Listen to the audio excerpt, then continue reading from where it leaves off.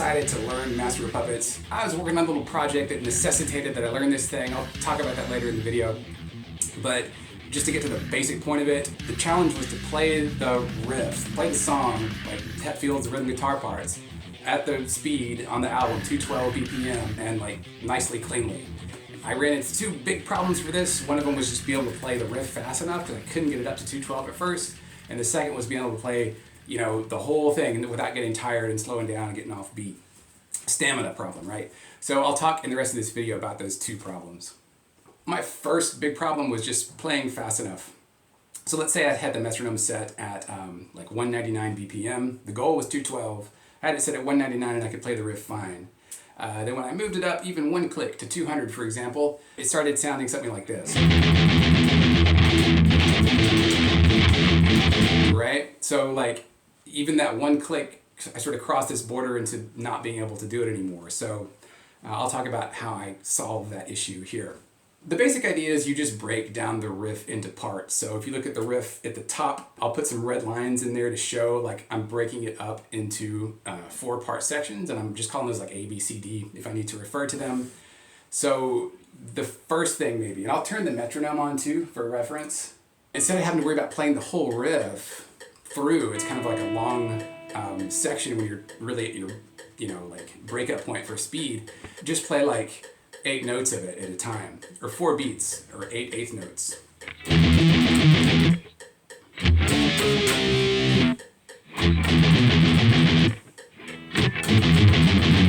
Right? So that's the first step, just breaking it up like that. That gives you a lot of kind of space to work with, and at least you can check like, hey, at least I can get these tiny like, 4-beat, 1-bar things like in time correctly. I can do that at 200 BPM. I can't play the whole thing at 200, but at least I can do that. And then from there, the rest of this is kind of a system for like making that more and more and more and more challenging to slowly work you up to play the whole thing at your goal, which is 200 in this case. So, like I said, we just had these, you know, we split the riff into these 4 parts, and so that gives us like 4 gaps. So there's, between each part, there's a gap. 1, 2, 3, and 4, and 4 is kind of on the side over here, or like on this side, I guess. It's because there's a gap before you lead back into part A of the riff again. And you can decide like how many beats you want to play in those gaps. So you could play like 8 beats. For illustration, let's do it with 8. Like 1, 2, 3, 4, 5, 6, 7, 8.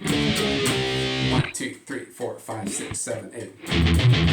1, 2, 3, 4, 5, 6, 7, 8. All right, and you have like a long stretch there just to give your hand time to recover, so you're not like overtaxing your right hand. When that's easy, you ratchet it up. Maybe you go to like 6 beats. 1, 2, 3, 4, 5, 6. 1, 2, 3, 4, 5, 6. 1, 2, 3, etc. Right? Maybe you go to 4 beats. Maybe you go to 2. Another thing to think about, maybe if shrinking the beats, the number of beats in the gap, becomes too difficult, you can think about also playing notes in those gaps. So let's say you play like whole notes. You might play something like, I'm not going to play the full like duration, but you just hit it like on the 1. So like 1, 2, 3, 4, 5, 6, 7, 8. 1, 2, 3, 4, 5, 6, 7, 8. 1, 2, 3, 4, 5, 6, 7, 8. Like hitting it on the 1. Or you could play like half notes. So you play like 1, 3, like that. 1, 3.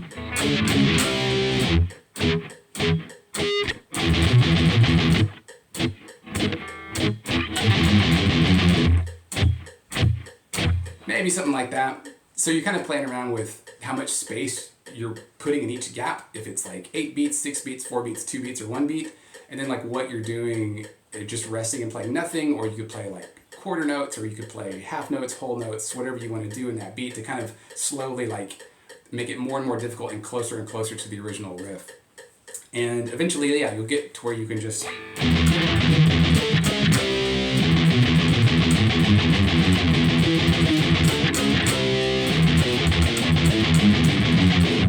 kind of play the full thing, and then you're thinking like, Okay, now I need to get up to 201 now that I've done 200 and turn this off. And the process will repeat. Other thing I can mention is like, it can sound really slow, like you're going like, oh my god, like you have to do this full thing for each beat, for each like click. So you go 200 and you gotta do it again for 201, then 202, then again you gotta go all the way up to 212. But really, like, you don't have to use each setting. Like, you can skip ahead in terms of how many beats you're playing in between and like what you're doing. Like, you can kind of, if you feel like you're comfortable with it, just move forward through that a bit quicker. And realistically, like when I was practicing this, maybe I would practice it for, 30 to 45 minutes to an hour a day. Maybe I would start, let's say, like at 200 BPM, and I could work up to like 205 or 206 by the end of the session. So I could really see, some improvement just in that one session. And the full thing, it takes you a while to get. Like, maybe it'll take you a week of practicing or so. I guess it depends on where you're starting. I think I was starting, it was only like 180 or 185, so I was quite slow. I was kind of surprised at how bad I was at it, because I thought like, oh yeah, like Metallica, I can do that. But yeah, I was really crap at it. And but yeah, we kind of the focused practice, I was surprised that I could put it together relatively quickly. So about 10 days or 2 weeks I could play that full riff, or that part that I was playing. I think I was playing like the first 2 minutes of the song or so. Yeah, don't kid yourself, it was only a minute or maybe like a little bit less for the project at 212 relatively well. So it seems to work.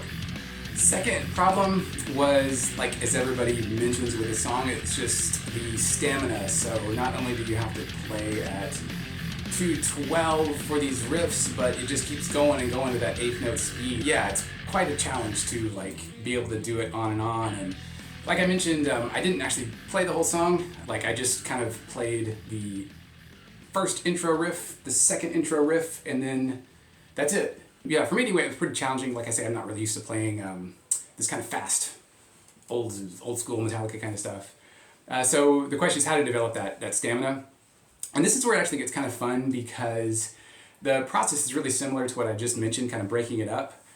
But you can kind of play along with the original recording or the like a track, if you find a track, and be strategic about what parts to play when. So for example, the easiest thing to do, what I started out doing, and it's fun, is just like trade off.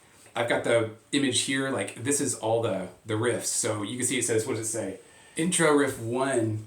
So it's this one that I just played.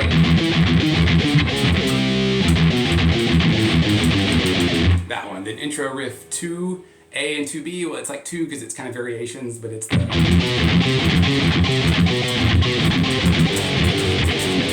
So you have the diagram that says all the intro riffs, just like a map, just to help you remember what you're doing. You play your track, and then the first thing you do is just say like, I'll play the first intro riff A, and then I'll do nothing for the second one. Then I'll play the third intro riff A, and do nothing for the fourth one. So you're taking these breaks when you do nothing. Then I'll play intro riff 2A, and the second time it plays intro riff 2A, I'll do nothing. Then I'll play intro riff 2B, then it plays 2A, I do nothing. 2B, I do nothing. And then maybe that like transition. Is that what it is? Yeah, the transition to get to the next part. So you're doing one off, or one on, one off, one on, one off. You get comfortable with that.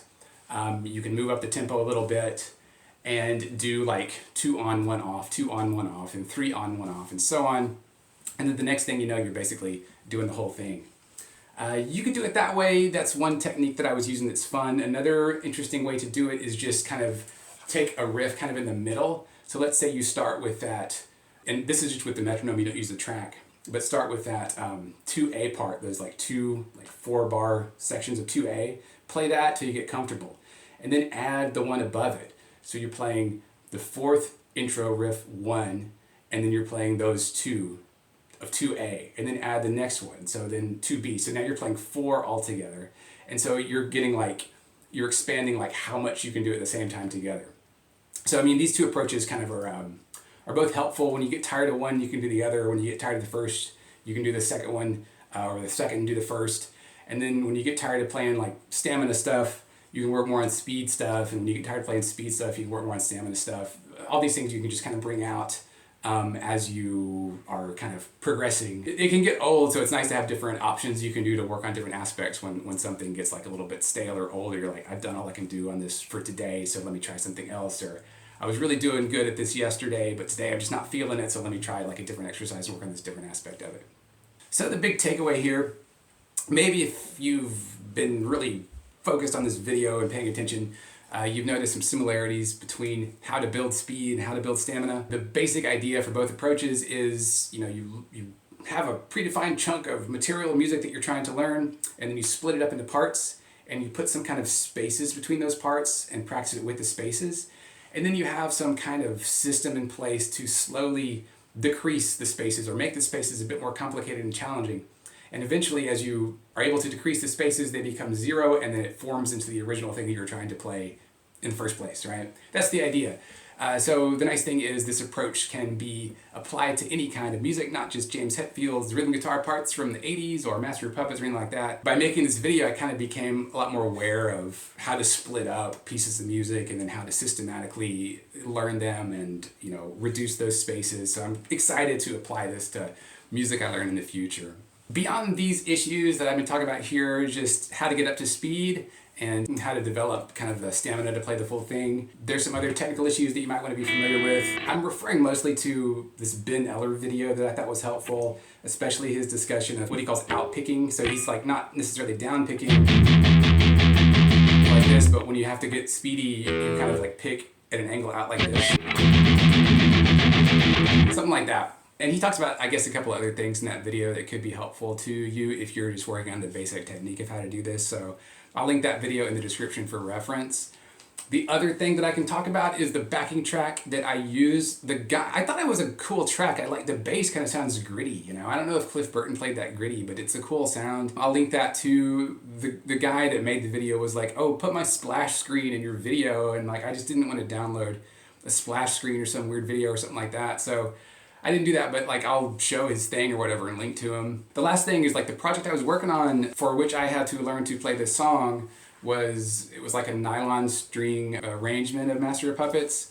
And maybe that's out already, like on a YouTube short. It just depends on when I release this. But yeah, if it's out, I'll link to it. And basically the idea was I was going to play like back and forth. I was going to play this original part with the distortion and stuff, and then like all of a sudden switch to like a couple bars where he's playing, or a couple of like sections where he's playing the nylon string, where I'm playing the nylon string, and kind of back and forth. So it was kind of fun to work on. It's kind of interesting, and it helped me like develop my right hand technique definitely a little bit better. So I'll link to all that stuff. That's about it otherwise for today. If you learned something that was useful, then that makes me happy and glad. If not, that's too bad, and hopefully see you in the next one.